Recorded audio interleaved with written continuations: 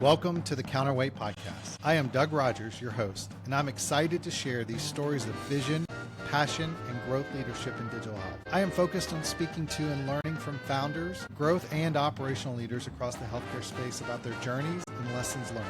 We believe that a majority of people join healthcare companies, technology companies, providers, healthcare systems because they believe in the mission of improving lives of those around them.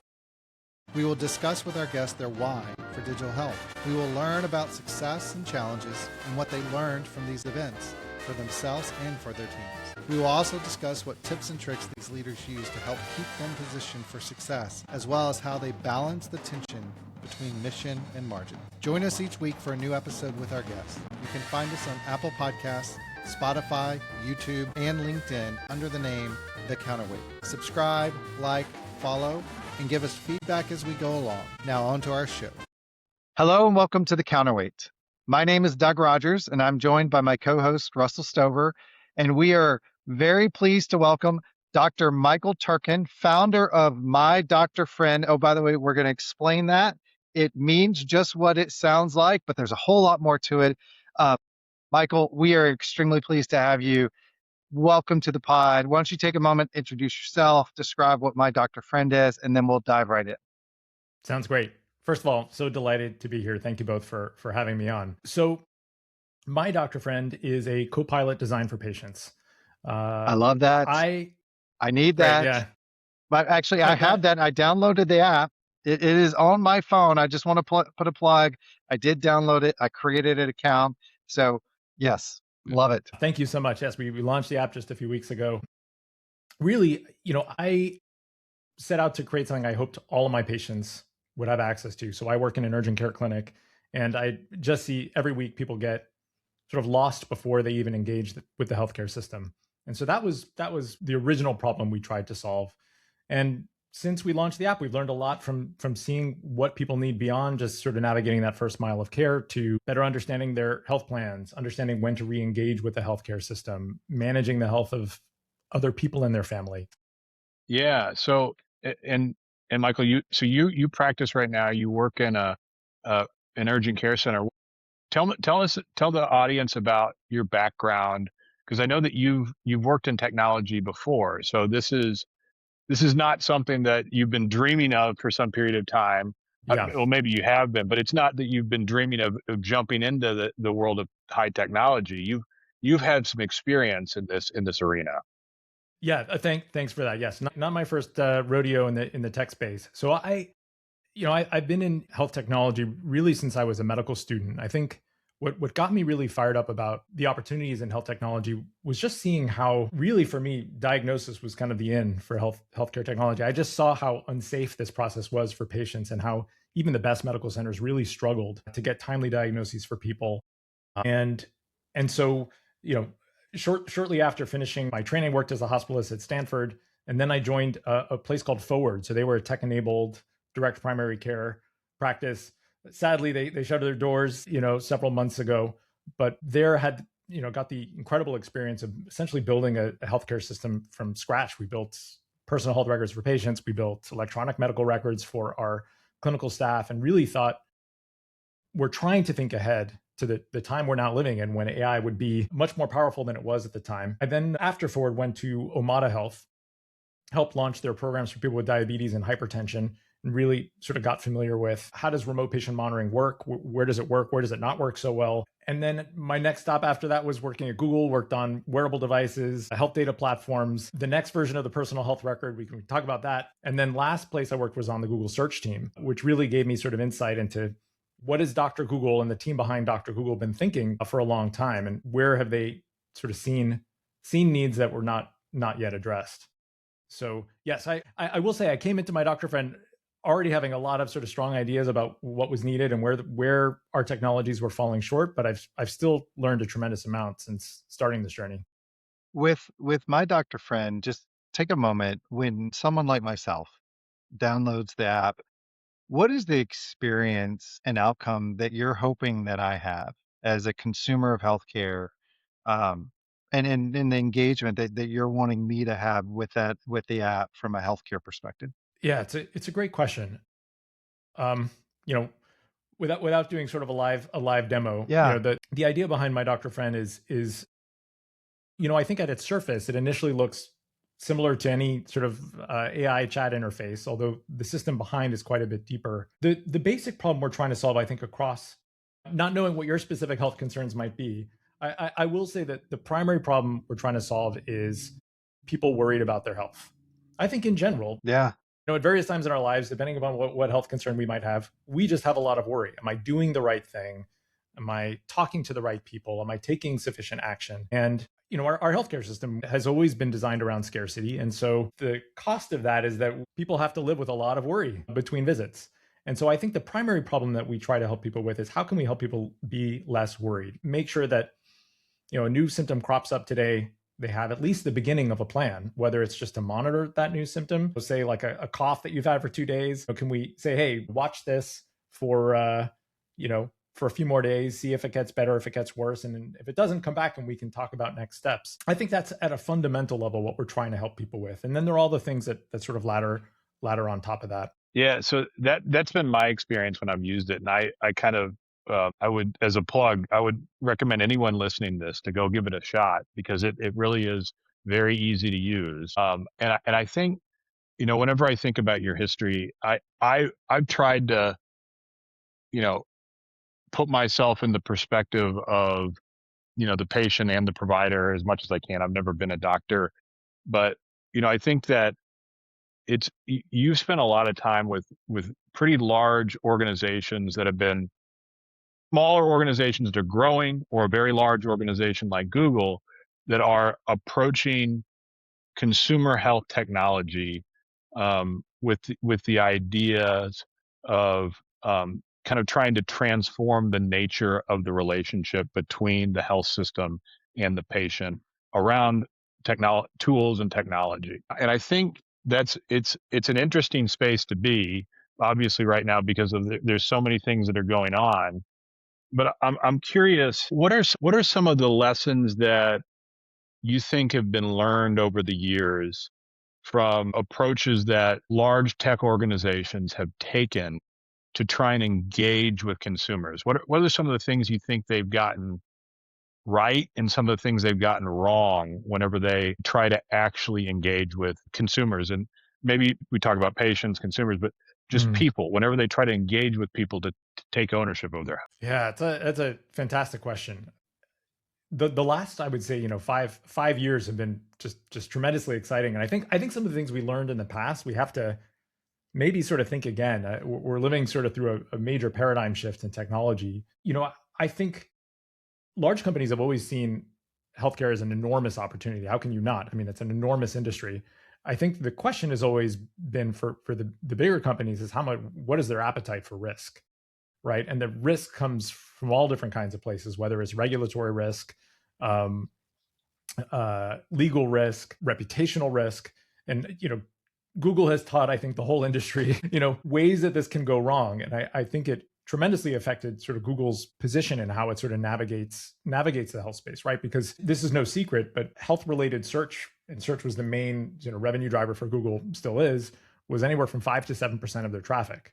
That's enormous. I mean, it may seem small, but that's a huge, that's 5% of the biggest number in the world is a really large number. That's right.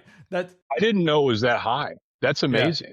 Yeah. It was enormous. And then the question is always, well, what do we do with that attention that we have from people? Google, to its credit, I think, was cautious about monetizing that attention. And some of that was sort of hard-learned lesson.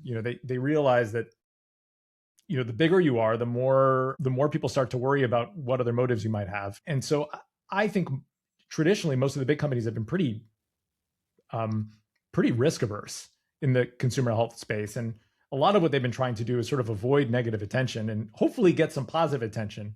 And, Google famously did that. During the COVID pandemic, they correctly navigated people to places where they could get vaccines and made sure that really reliable information was front and center. And I think that's generally been the level at which a lot of big tech players, at least in the consumer health space, have tried to be useful, right? Which is, let's make sure there's high quality, reputable information that people can sort of see up front. Amazon is sort of famously different. They've sort of charged headfirst into the health space, and that's why I say the last 5 years have been sort of interesting, because they've really tried to change what's possible in the consumer health space. And then, more recently, I think, ChatGPT and Anthropic's sort of entrance into the consumer health space also is going to be teaching us all a lot of lessons. I'll try not to be super long-winded. I think lessons is the right word, because lessons implies we're going to learn good things, we're going to learn bad things, and then the balance is going to be, does the bad influence the good or vice versa? That's right. That's right. I will say, from like a strategic approach, I think one of the big challenges for all tech companies, it's actually rarely the tech, it's rarely the talent or the resources. Invariably, it's the culture. Yeah. And that's the part that they find hardest to get right. I think that like the culture of healthcare and the culture of technology are just, they're really opposed. And I've seen it over and over again, and I've heard it from friends in this space. It just like butt heads. And where this happens, you can have really incredible productive things happen, but you can also have less favorable outcomes. Yeah. I mean, I think that's a really great point. And this is not to say that we should slow down on the technology side. And I do think that there is an intrinsic value in some of the mentality that tech first, if you will, organizations that are going into healthcare have a disruption mindset. Why does it have to be this way? Why are we doing it this way versus that way? Why do we have this level of risk? Are these many people involved, et cetera? I think actually there's real value in kind of breaking some of that thought process down, but you can't miss the point that at the end of the day, we're impacting health and wellness for a person. That you can only break so many things while you're going fast before you do real harm, and that has to be at the core mindset of everybody who is in this space. Well said. Very well said. Yeah. It's, as somebody, and I sometimes forget this, but so I worked for a high tech company too. I worked for Cerner, and they were acquired by Oracle. And I worked for Oracle for 3 years. So in that circumstance, you really get to see the differences in culture. Doug and I both worked for Cerner, so you may not know this, Michael, but there's probably several people that will listen to this podcast that did work for Cerner. Some probably more than several, but yeah, that's right. Yeah. And many that are probably working for Oracle right now, so they'll kind of understand firsthand the differences. I think whenever there's a term health tech, and I think there are health tech companies out there. You operate one. I work in one. Doug works in one. I think that in the Venn diagram, like collision course between healthcare and technology, I think that the really successful companies have to figure out how much they overlap between each of those. And inevitably, I don't want to necessarily say that, you have to become more of a healthcare company whenever you're in healthcare. But I do believe that if you are in healthcare, you have to be a healthcare company. You can't just be a tech company that does healthcare. If you want to be successful, you have to really think about it as a company that's actually being a healthcare company, because the values and the relationships are so much different. Yeah, I think it's very true. I'd be curious, since you've seen it too in sort of a few places, like how these companies actually approach organizing themselves in that way. Like, I'm curious how you've seen. I imagine Cerner must be getting some of this right. Yeah, I think Cerner was, and it's an interesting question, and I felt healthcare is very relationship focused. Things take a long time to happen, and I think that you can't scale relationships. And I think that's very problematic for healthcare organization or technology companies, particularly it's weird how like that, and a friend of ours named Dick Flanagan likes to call relationships like trust the currency of healthcare. And I think that's connected to relationships. And you see it at almost every level of the interaction points between people that exist. Trust is so important, whether you're a technology provider that is providing an EMR to a health system, or whether you're a provider that's working with a patient. And the connectedness of that relationship and the trust that is developed has deep meaning and it progresses over time. And it's why it's so important. Like, we we think about like why it's so important to have a primary care physician, and most people don't, and it's really problematic. But yeah, I think that it's really hard for tech companies to kind of understand that, at least in my experience. Indeed. Yeah, I would certainly echo that. I think it's a hard thing to also convey why that. I mean, it feels right when you say it. There's a deeper meaning that until you experience it, it's hard to really intrinsically understand that. Michael, I want to go back a little bit because as you mentioned when you talked about the journey you've been on leading up to My Doctor Friend, that you were at Forward Health, you were at Amada, et cetera. Some of these, Amada, Forward Health, those companies had done really great things, innovated, pushed boundaries. Amada clearly still pushing the boundaries and doing really well. But if I think about it, they merged almost this hybrid experience between technology and the delivery of care. Whether it's in the case of Ford, where you had some, I think, some physical care infrastructure. With Amada, it's virtual, but it's still, there's a care provider that's coming into the equation, et cetera. As you think about, and with what you launched at My Doctor Friend, it is all, I won't use the word disintermediation, not in a bad way, but you are Yeah, very much focused on the consumer experience that's right. and helping empower the consumer. How does it then connect back to the care provider? Or how do you want it to connect back? How do you think this should connect, whether it's primary care or specialty, et cetera, to then join those two sides of the same coin? Yeah, yeah.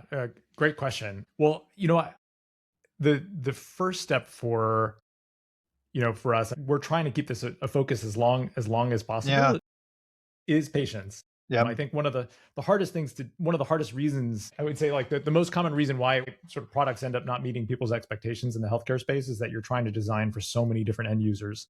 You're designing for providers, for the insurers, for employers, and like by the time your product's ready to ship, it doesn't really serve anyone's needs very well. And so we're starting from the premise that patients who are really well informed and really empowered are going to themselves have better healthcare experiences, engage the healthcare system in the best ways possible.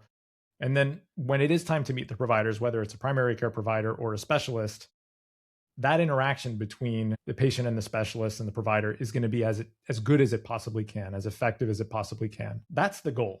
That's the goal. What we're trying to avoid is something that frankly, like I and I know a lot of other people see in clinic, which is, the structure of the interaction is getting sort of interesting, where doctors have their open evidence, and a lot of patients have their chat GPT, and then there's a question of, okay, like, what happens, or is your AI and my AI going to sort of duke it out, and how much of the visit time are we going to spend arguing our respective points of view? And Yeah. I think that's a genuine worry that some clinicians have, not all, but many do sort of worry that if patients come in having done a lot of research on ChatGPT, but it's not with all the right context. I've done this. My colleagues have done this. You can spend the first 10 minutes of a visit trying to, trying to Reset convince someone or, about reset, yeah. exactly, Yeah. and recontextualize that. And that would not be a good place for us to end up. How we do this, we can get into sort of the details of it. I think we're still, honestly, we're trying to figure out what is that ideal paradigm look like, but we have some theories, some hypotheses. Well, and so let's pull on that thread, and I'll probably start with this thread, which is trust. Russell, you did. I love you bringing forward Dick Flanagan's phrase, which is trust is the currency of healthcare, or said another way, healthcare moves at the speed of trust. My Doctor Friend is a tool that I, as a consumer, use, I would say, to bridge the asymmetry of information in healthcare between me and the Mhm. healthcare system. Help make me be better informed, answer questions when I can't get to a provider. You've got capabilities in here that not only help me track, but also point me to providers. And I say point, right? I think it's doing a search, it's pulling forward, et cetera. So I'm getting visibility. I'm getting an understanding of my healthcare. How do you, and I say you being My Doctor Friend, create trust with me?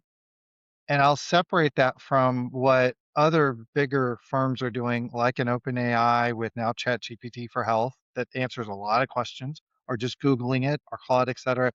How do you create a different experience of trust Or what does trust mean for you as this app engages me as the consumer?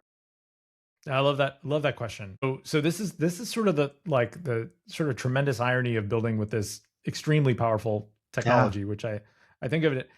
I think of it all the time as sort of electricity, and I try to sort of imagine what was it like when electricity first came out, and everyone was Mhm. sort of wowed by the light bulb.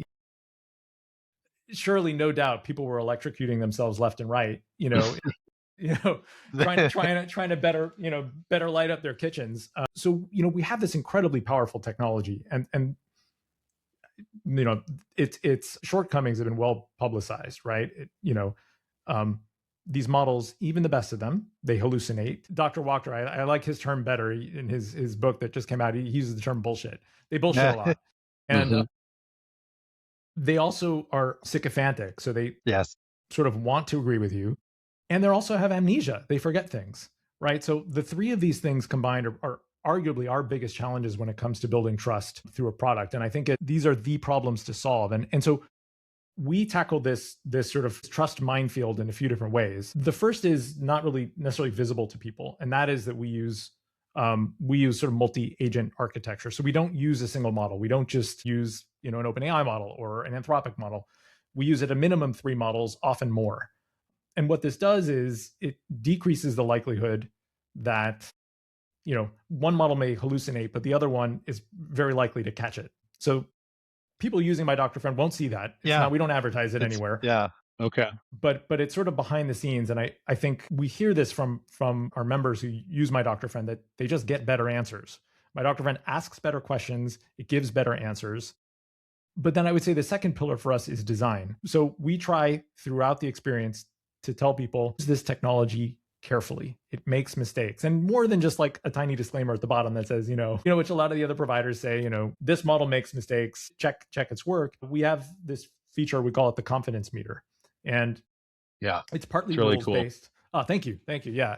It's partly rules based, but partly not. And the basic idea is, if we know a lot about you, if we have a lot of your health history, we know a lot about whatever concern you're bringing, we can have generally a higher confidence in our answer, right? If you just come in to my Dr. Friend, first time person using it, and you say, I've got abdominal pain. What you wouldn't want a system like this to do is say, oh, well, it could be appendicitis, and you should go to the ER, Yeah. right? Like that's a bad experience.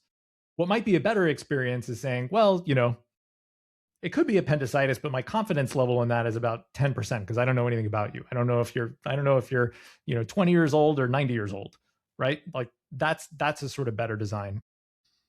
I think for a while still we're going to have to lean on design in that way to teach people how to use these tools responsibly. Because I think it is an incredible capability and power.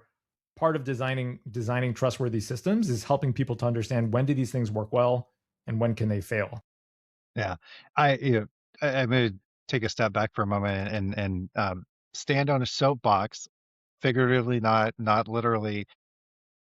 One, I love the fact that that is a design principle. Trust and exposure of trust. I mean, if you saw me looking down, I'm in your app. I was putting in information and I see the confidence meter going up and down based on how much more information I'm getting or giving or not giving. And I think that is a really, really important factor. I would go so far as to say that there is a real danger and the proliferation of these models and these models being embedded in every single thing that we do, whether it's a software product, whether it's a native experience, et cetera. And there's no way for me as an average person, average can mean a lot of different things, but as an average person, to know, what can I trust? Is Yeah. this model good or not? Is it telling me the right things? And I just candidly, whether it's on the consumer side, on the health system side, I really want to see a accreditation body that goes out and provides some unbiased mechanism that says to a health system and or to a consumer, the model performs this way, it's performing better than it should, you can trust it. Or the model, Yeah. you may still want to use it, but you shouldn't try it. Kind of like a consumer trends or whatever black book for health products. But I actually think we're at a deficit not having an unbiased accreditation agency to help both the consumer and health systems and providers when they purchase or use these things to know, are Yeah. they actually getting what they should out of it? That's my soapbox, by the way. I'll step down. No, it's a good soapbox. We need more people standing on it because I think the initial reaction to it is just this technology is so much better than what we had before. Yeah. And I still think we're in that honeymoon period. I Everyone's agree. like, they remember what it was like to Google search for these things and have to navigate it, pages full of, blue links and as you're right, like these systems can be unreliable, but again, I was like quoting Dr. Wachter again, he sort of invites people to think, don't compare it to perfection because the healthcare system's never been perfect. Compare it to the alternative. Well, that was what Zach Cohane's article in New England Journal of Medicine. Compare to what? Yes. Compare to what? I love that article. We'll put that out when we publish this. We'll put that out in the notes. It's a phenomenal article. It's not long. I think it's 2 pages, 3 pages, but the premise and the thesis is really compelling, which is what are we actually comparing these models to? That's right. And what's the goal, which is delivering the best care possible in every scenario.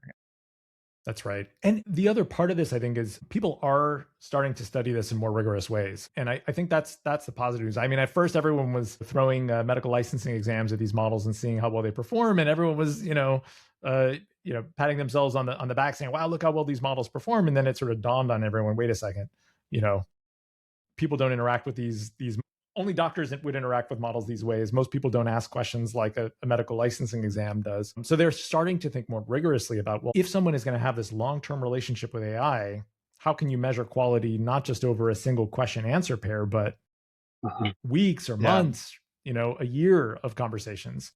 Yeah. So it'll be fascinating to see. And then maybe Wirecutter will come out with, they'll have like not an accreditation body, but at least someone, a Consumer Reports will come out with something to guide people. I would just shout out to our community for those who are interested in building lots of things you can build. There is an opportunity to go build a validation engine, maybe open source it, put it out to the community, but put a validation engine because Russell is living this. I live this in my day job.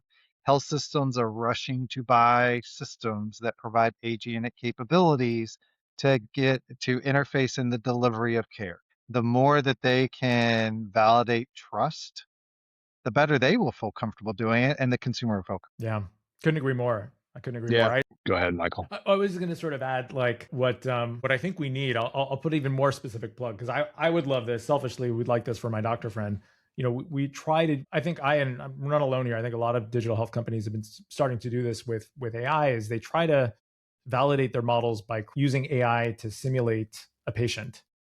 Right. And so they run like an AI patient through their system and they say, okay, well, how well does it do? And we tried this internally and it was just like, it was an absolute embarrassment. I was somewhat public about it and I try to share this, but AI is terrible at impersonating like real people.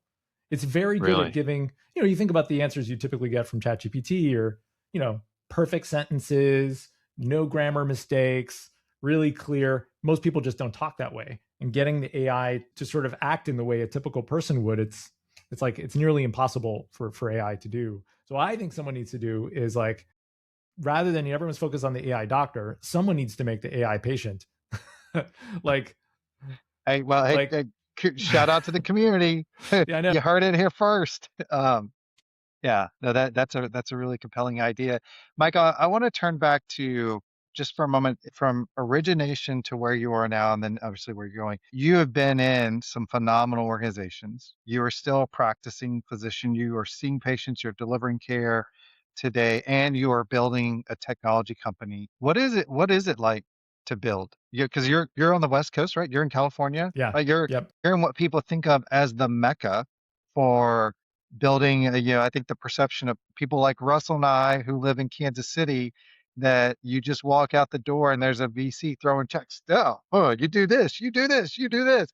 But I mean, seriously, what is your experience in trying to build this from the ground up? And what are some of the hard decisions that you've had to make to stay true to the mission you've articulated for my doctor friend? Yeah, well, first I'll disabuse you of the notion that the VCs are just throwing, out there throwing money at people like me. I mean, I wish that were the case, but no, it's not the case. Especially consumer health. I think it's a different space altogether. Yeah, I think the day to day is like a lot less glorious. I will say it's a tremendous amount of fun, but most of it is my co-founder and me either, honestly, like working in my kitchen, his house, occasionally a co-working space, working late into the evening, on the weekends. And, I feel fortunate that we can still build for patients. I mean, I think this is something that I hope OpenAI and Anthropic's entrance into the consumer health space will change, which is a sort of perception that consumer health is just like, it's not a place where you should invest. It's like too hard. It's a graveyard. I've always wanted to design a product for patients because I feel like they're just often they're the last thought of because they're often not the ones who are sort of paying for the product or the service, right? Yeah, they're two steps removed from the buyer, or where the person holds the money. Yeah. That's right. So yeah, I mean, I would say if there's you know we're going to do this for as long as we possibly can, and I feel. Are you and your co-founder bootstrapping this, or did you raise money?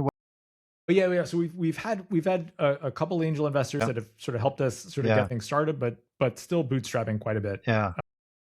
Yes, we're looking forward to raising. We're going to raise in the spring. Oh, that's awesome. Yeah. And it's interesting. We talk with people from Kansas City a lot, so we get there's very different perspectives in what it's like to build a company in Kansas City.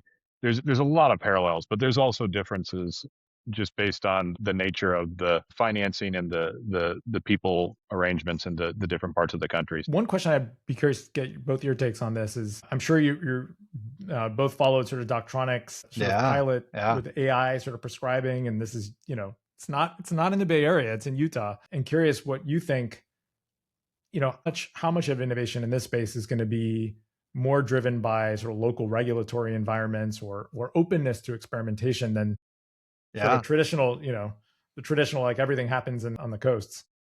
What do you think, Russell? I think a lot of it probably will be. I think that's it's not, I don't think that healthcare has ever been lacking for good ideas, but what it has at times been lacking for are regulatory paths to actually capture value and release the technology in a way that's valuable to those who use it.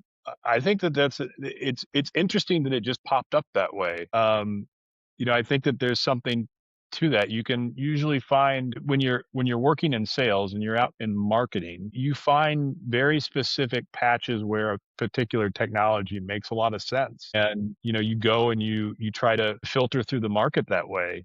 So I think that there's probably going to be more of that. What's interesting about Doctronic is they found a very specific state regulator that allows them to expand this beyond just that state, which is really interesting. Yeah, Michael, you certainly you have a more of a lived experience than Russell and I do, being a physician, a practicing physician, et cetera.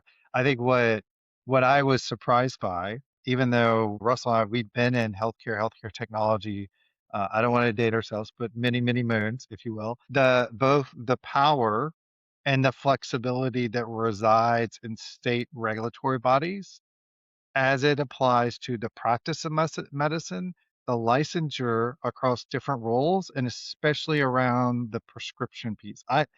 My default was, hey, this is a federal thing. You had to go to the federal government. So I think that's both the unlock and the beauty of what Doctronic did is they found a state. Oh, by the way, they didn't go through the health department. They went through the Department of Commerce. That's right. With a sandbox, so an innovation group. States have these, but not, people shouldn't be surprised about Utah because they did it in Salt Lake, where the capital is. Big entrepreneurial community, not that different from the West Coast or other communities, very tightly connected to the innovation arm within the Department of Commerce. They built a relationship. That group then went and broke ground with the Department of Health or whatever department around the licensure requirements. And so created flexibility, helped them navigate, but it was seen more as an economic development innovation investment than it was a healthcare thing. By the way, we wrote a Substack on this. We'll link to it in the notes, kind of the journey of Doctronic, et cetera. Here's the thing that I keep looking for, and I'm just surprised by. How pissed off should Intermountain Health be that their doctors are shouting to the roofs? I've got my chart messages full of renewals. And yet, the state lets some company that's not even based there get approval to do AI only renewals. It wasn't University of Utah. It wasn't Intermountain Health. It wasn't da, da, da, da.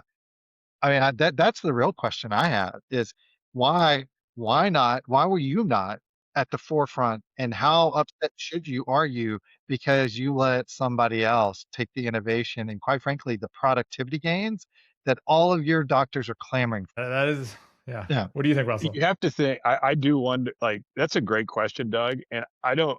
I wonder if. I wonder if, first of all, I imagine Intermountain's thinking about that.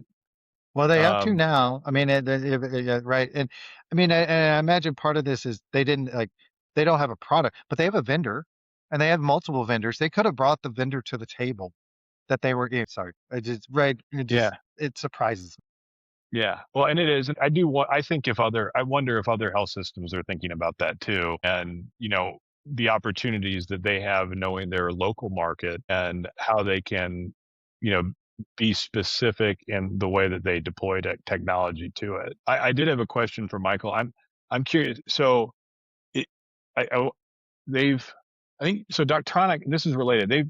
They've picked off a very specific portion of physician workflow, essentially, which is the prescription renewals are what they're able to take on, which is, I guess, I haven't thought about this, but I'm thinking about it right now. Yeah. That seems like it's probably like the easiest and most logical first step in the process.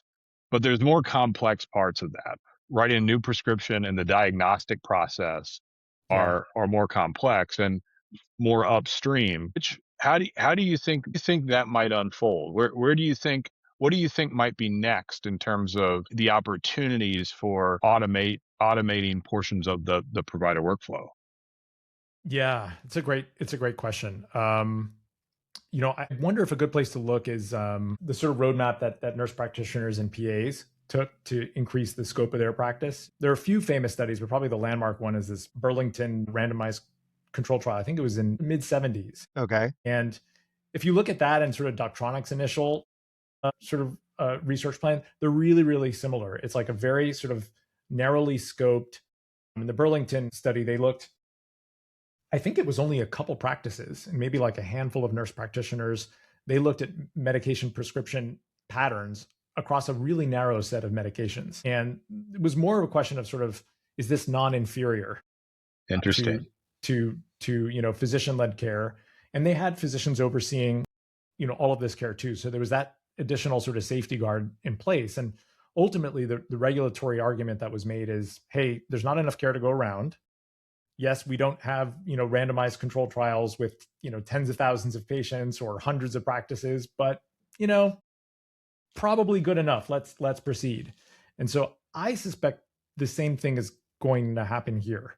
The medication refills, I think they chose the right place to start, low risk meds for refills. I think it'll be fairly easy to show that this can be done safely. And whether they choose to license that technology or, to your point, Intermountain will, get things together and launch their own version of it. I can't imagine healthcare systems, standing by while a single company sort of does this. It's too valuable. It's too valuable. But eventually, I think it's going to be, they sort of scoped it by medications, right? There are these sort of like low risk medications we can start with. But I think ultimately the way it'll probably get structured is really being able to capture or understand what is a low risk patient. It's like, calculate the risk of a given patient and then the risk of the med, and think of the sort of Venn diagram again here.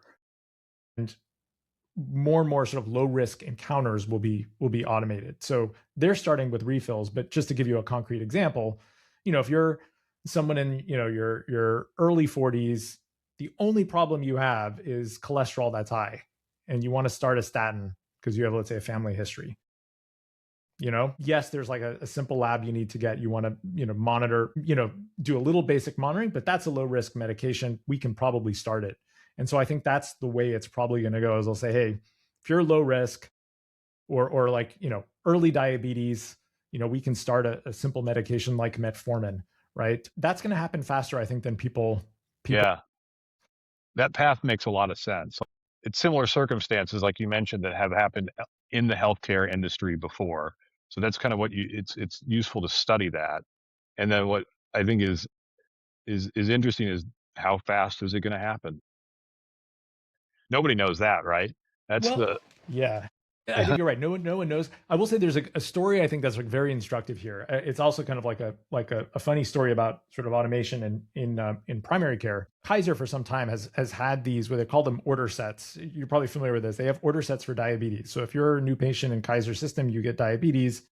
They enter diabetes order set, and they have a whole standalone sort of diabetes center that's run primarily by RNs that are following really clear protocols about which medications to start, how to adjust the dosage of medications, all very algorithmic, no AI. It's been going on for a long, long time. And when we had some clinicians when we first started Forward that came from the Kaiser system, and had a couple of them come to see me early on when we launched our clinic because they were seeing patients with diabetes for the first time, and they needed my help with writing insulin orders because they hadn't written insulin orders in so long. They forgot how to write insulin for people with diabetes. And so the point of this is that there's a really good precedent that doesn't even rely on technology for doing this. And I think that's part of what's going to accelerate it, is that we won't necessarily have to wait for these super long studies. I can imagine a place like Kaiser saying like, wow, we've been using this protocol for 10 years now and it works really well. Let's give it to AI to do it. Yeah, that's right. Just a couple of stats on renewals, and then I've got a question back to my doctor friend for you, Michael. So part of the value for Doctronic, and then any others, they're not going to be the last. And actually be interesting. What's the time frame from them to the next vendor? That's what I'm watching. Is not so much when they go to the next state. I actually think you're going to see an announcement in the next 3 months. Mark my words, we'll find out if I'm right. But in the next 3 months, then another state has approved them. The real question is the time frame from Doctronic to the next vendor. But part of the value of chipping away at this is, one, for the average primary care physician with a panel of 2,000, this is roughly about 2 hours a day. Writing prescriptions or prescription renewals is roughly 2 hours of the primary care physician's day. It makes up 30 to 40% of the time that they spend after hours, after they leave the clinic. I'm not counting productivity gains come now from all the ambient scribes, but after they leave the clinic and they're in their pajama time. And 70% of all the time around, whether it's writing or renewing prescriptions, is on the renewal side. So Doctronics just took a big chunk of time, and the biggest chunk of that chunk of time, and automated it, but abstracted and said, this is also the lowest risk. And so then what comes next? So absolutely fascinating. It's a really interesting space to watch. I'm curious, Michael, I want to turn back to my doctor friend, because once again, just a really, really powerful asset for the consumer as they navigate healthcare. What is the strategy that y'all are leveraging to get people like myself to become aware and engage with? So said another way, what's your growth strategy? Yeah. Well, I'll share some of it. I won't share all of it. Fair enough. Some of it's top secret, but I know this is going to sound sort of obvious. We're trying to make the best product we can. Yeah. And the distribution is the hardest thing to do in any kind of consumer product, and no easier in the health space. I feel like we've gotten, and I feel very fortunate we've reached this point where many of the people using My Doctor Friend are already starting to tell their friends about it. They're posting publicly about it. Like, we are seeing product market fit. Like, we've met this need that people have. That's, most of these people have used ChatGPT and now extensively and now they just sort of leave it behind. They use My Doctor Friend and they're telling people about it.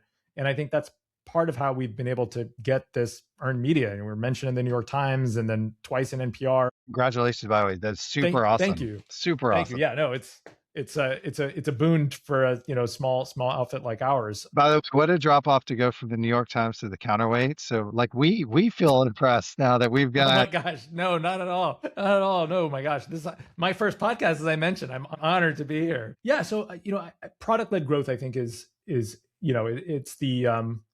it's the best thing you can accomplish in the consumer space, right? Because other forms of sort of there's a lot of noise out there, and and that's only going to increase over time. I think that to the point you made earlier, I think trust is a really, really big thing here. And I think that if we can build just a product that's more reliable, more trustworthy, word gets around.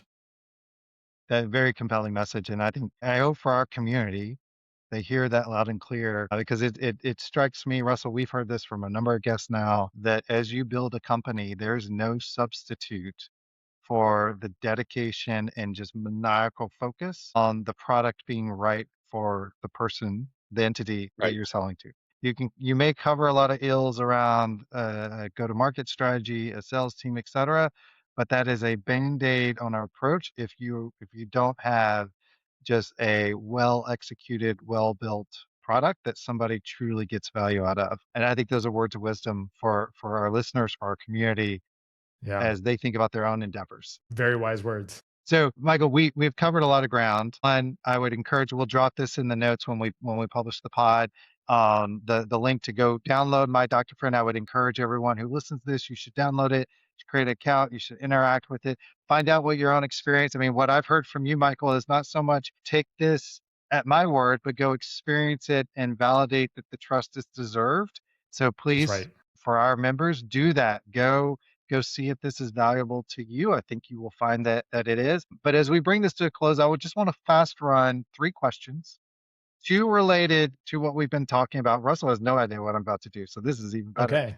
And 1 completely unrelated, and we'll see how well that fares. So first one, do you think it's a good idea? Do you endorse or not endorse AI getting licensed as a clinical provider? I think it's inevitable. I think we should be moving in that direction. We should do it safely, but Yeah. we are not meeting people's needs. Yeah, fair. All right, fair enough. So I'm going to take that as a general endorsement that it's going to happen, whether it's good or bad. Yes. Although I feel like kind of the delta in terms of resources out there almost speaks to the necessity of it, and we just need to do it right. All right, second right. one, and we really touched on this with Doctronics, but time horizon. If you were a betting person, you may be. I don't know. When is AI going to be authorized to actually prescribe without a human in the loop? Doctronics is doing renewals. That's not a prescription. It's a step removed. When is AI going to be authorized to actually prescribe a medication without it?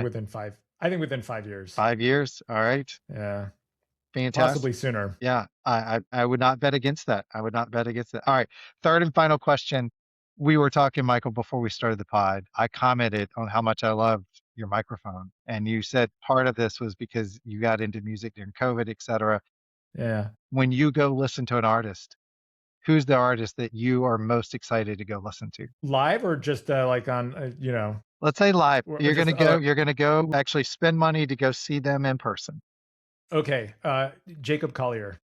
All right. Hands down. I don't know Jacob Collier. Now I'm going to what genre is genre bending artist, does everything from folk to jazz to Russell, to pop. Do you know Jacob Collier? I don't know this, but I'm writing it down. I'm writing it down. Yeah. When we end this, I'm going downstairs and I'm putting this on Spotify. I'm going to listen and I'm going to catch up on it. Yeah. You're in for a treat. They call him the Mozart, the Mozart of our generation. Wow. So Jacob, say the last name again. Collier. Collier. All right. I love that. Well, you heard it here first, folks. First of all, AI should be licensed as a doctor. 5 years or less, it's going to prescribe. And when everything is swirling around you, hit up Jacob Collier on Spotify. It's going to make the world feel better. Michael, that's right. I couldn't imagine a better conversation. You have been a wonderful guest. Thank you. Thank you both. And thank you for what you're building. We need more people like you building these things for consumers in the space that we're in. So we appreciate that. Thank you for joining the Counterweight. Gosh. Thank you, Doug. Thank you, Russell. This was a treat. Thank you for listening to The Counterweight. We are excited to bring new episodes out, and we are incredibly grateful to our guests and our listeners. We are committed to telling stories of those building and engaging at the intersection of artificial intelligence and healthcare. Let us know what you think by commenting on the episodes. As always, you can find us on Apple Podcasts, Spotify, YouTube, LinkedIn. Subscribe, like, and follow, and we look forward to joining you again next week for another episode of The Counterweight.